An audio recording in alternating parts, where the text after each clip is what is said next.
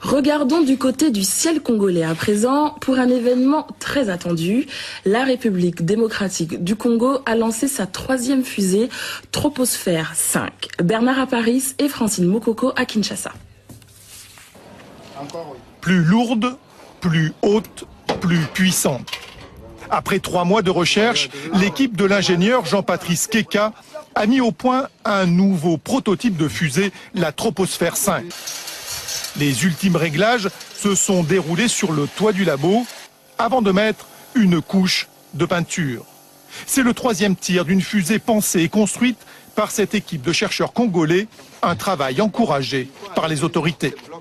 On a commencé à construire les avions comme ça, on a commencé à construire les véhicules comme ça.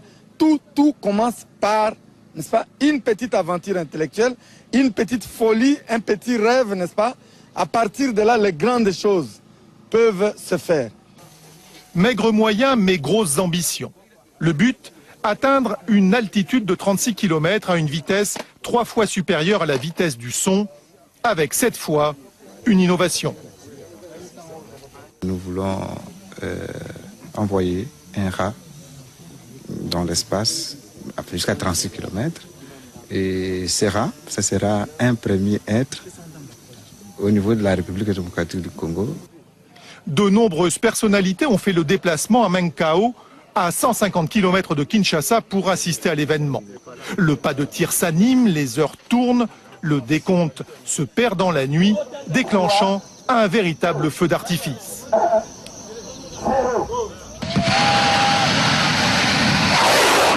Troposphère 5 n'est pas parti dans la bonne direction, mais l'ingénieur n'en démord pas. Effectivement, c'est une grande réussite. Je crois que vous avez vécu avec nous. Et les autorités sont-elles ravies? J'ai vu une boule de feu. Vous savez, c'est un petit pas que nous venons de réaliser, mais c'est un grand pas en termes de recherche scientifique en République démocratique du Congo, et j'en suis vraiment fier. D'autres projets sont à l'étude. Quant aux petits rongeurs sélectionnés pour ce vol, nous n'avons pour l'heure aucune nouvelle. Et pour la prochaine fois, l'équipe de chercheurs congolais n'exclut pas de mettre un satellite en orbite.